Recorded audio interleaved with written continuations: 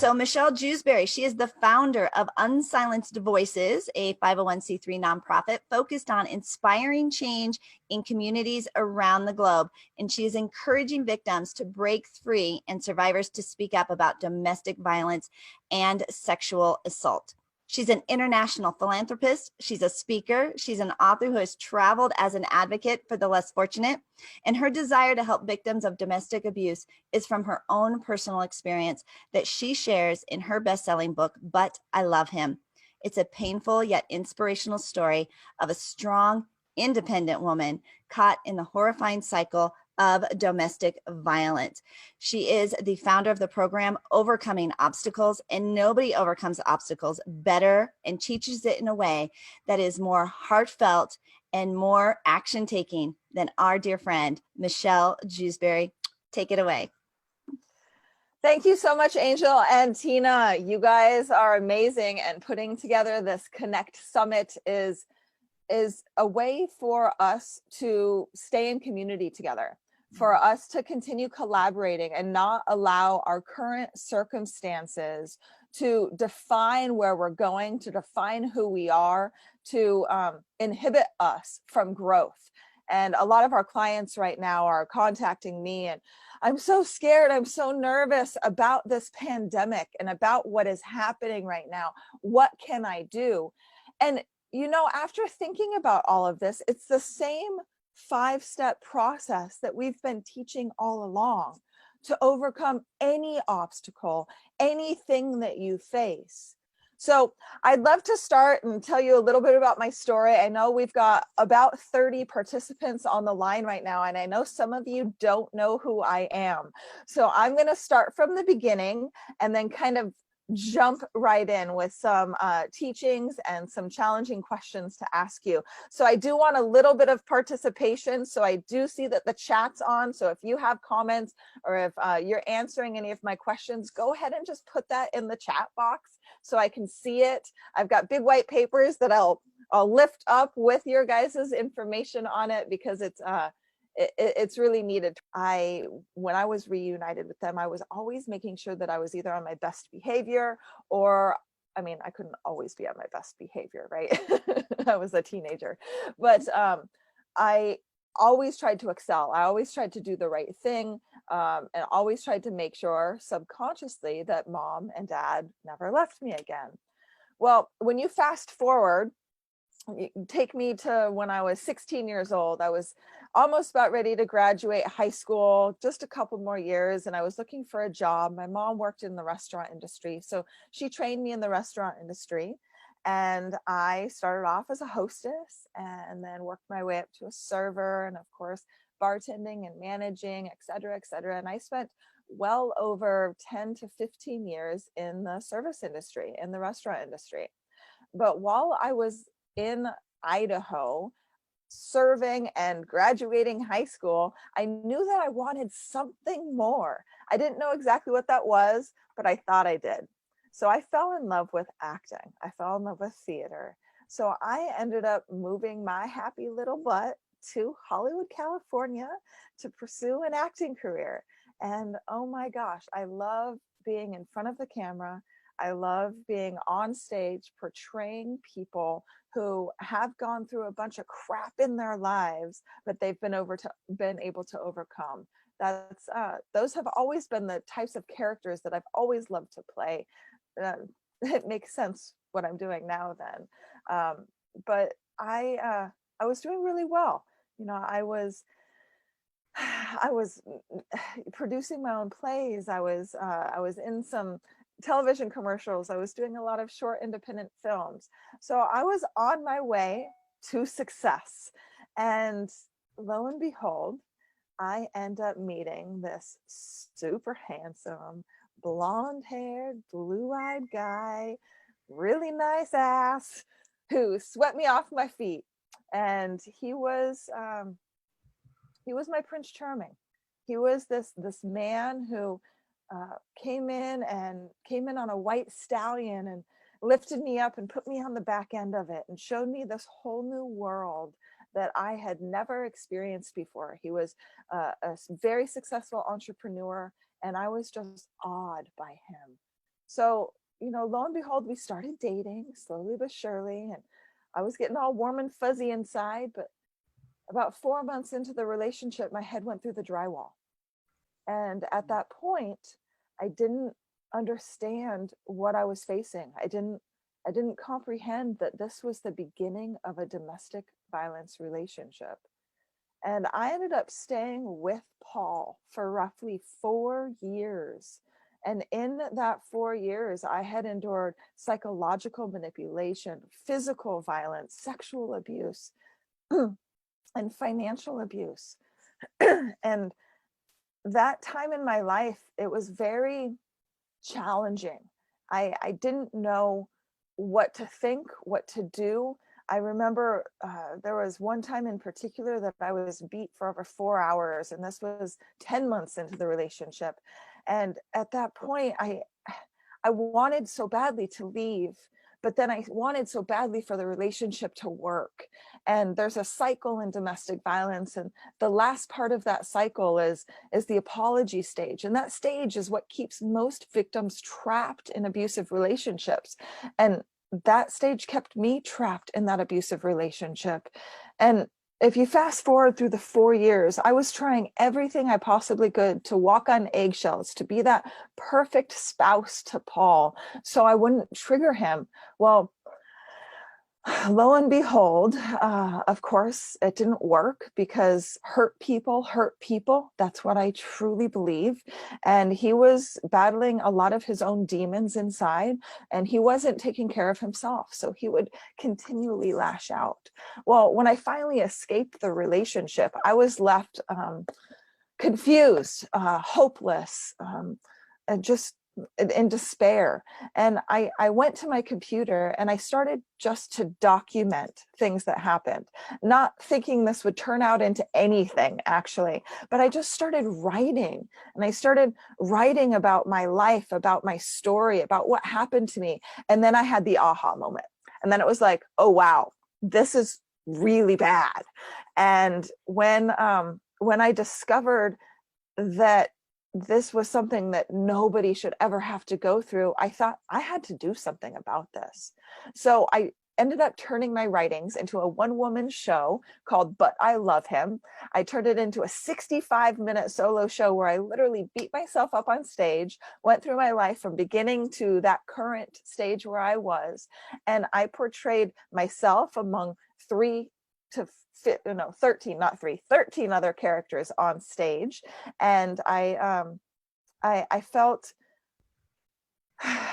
this release, right? This release of tension, this feeling of vulnerability that was healing. And then people started coming up to me. People started saying, wow, thank you so much for sharing your story. Thank you so much for speaking up, because so many people don't speak up, don't talk about these things that happen to us, these things that inhibit us, these things that stop us in our tracks and don't allow us to move forward.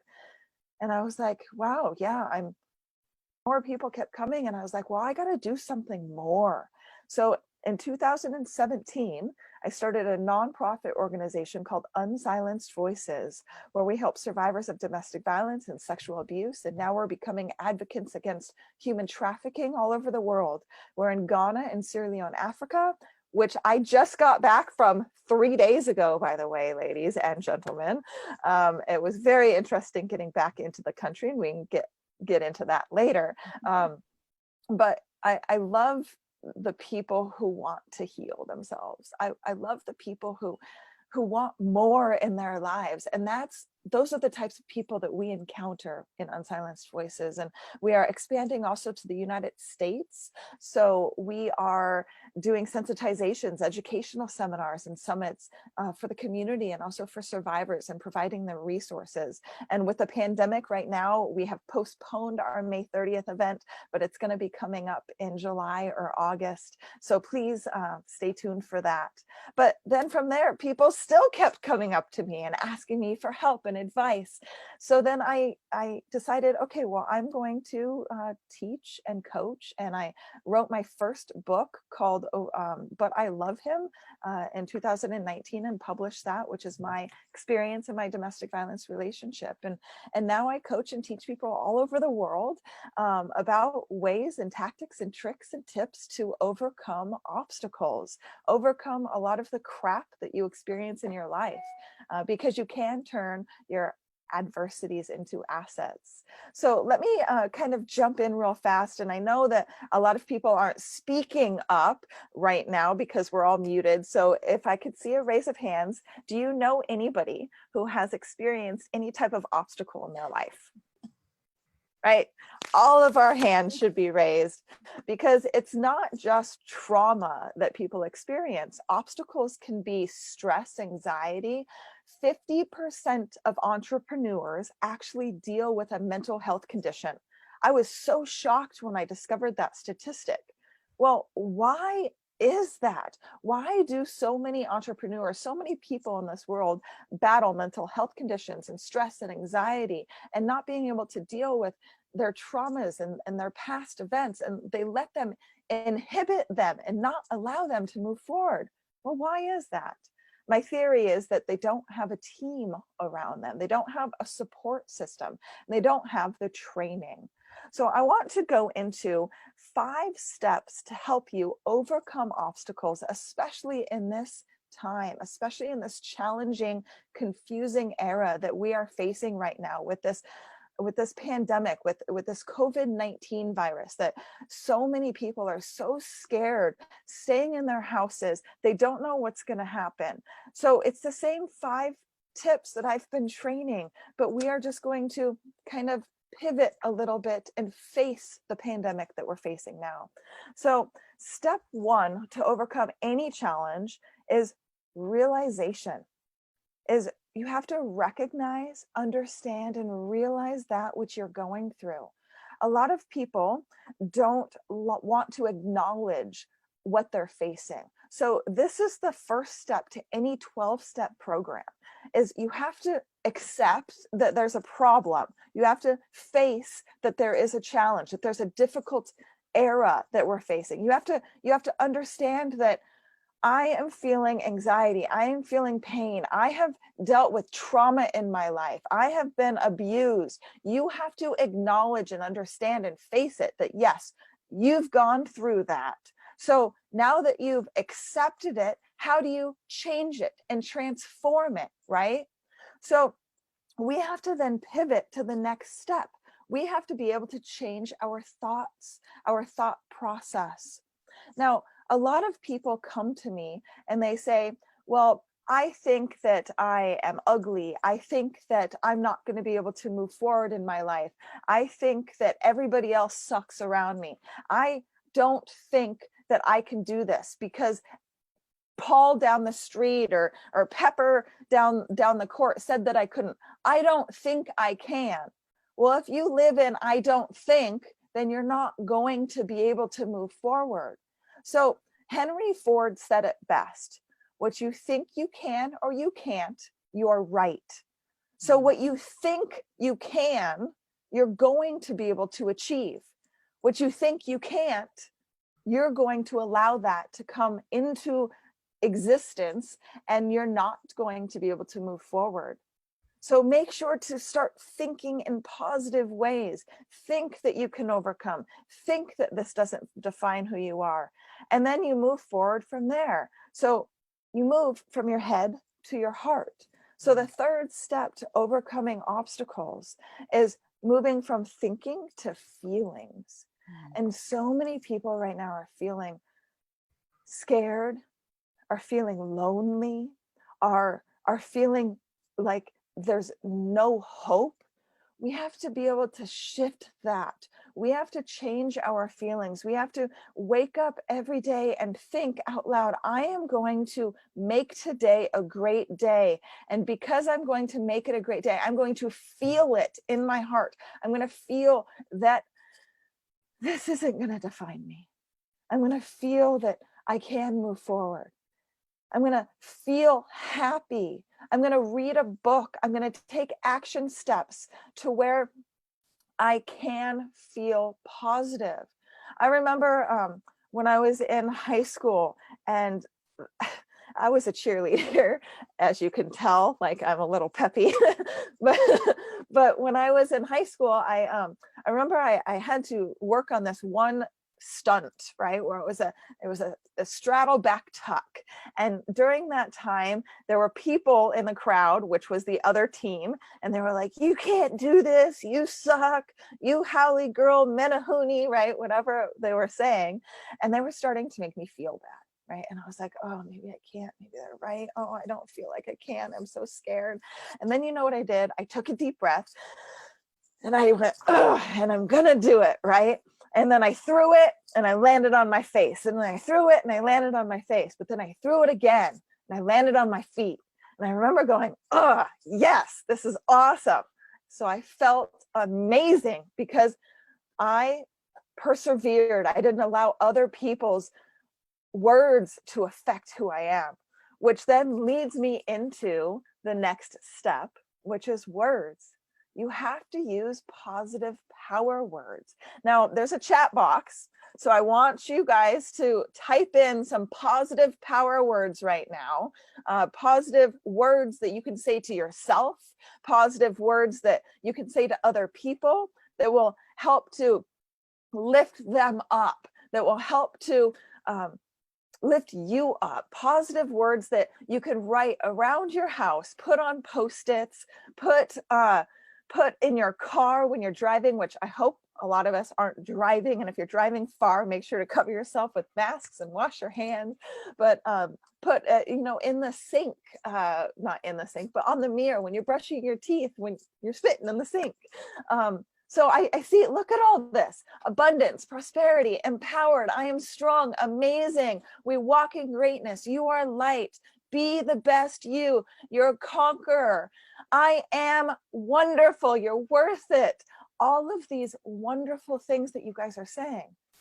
Now, what did we talk about earlier? We talked about the thoughts that inhibit us. So those thoughts that I can't do this, I'm not enough, Johnny said it's not going to happen. Look at these words, ladies and gentlemen. Look at these wonderful words in this chat box that you guys just wrote. We have to learn to live in this reality, not the reality of negative thinking and negative feelings. It's these words that will transform your life. And then this leads into the last step, which is action steps. You have to take action.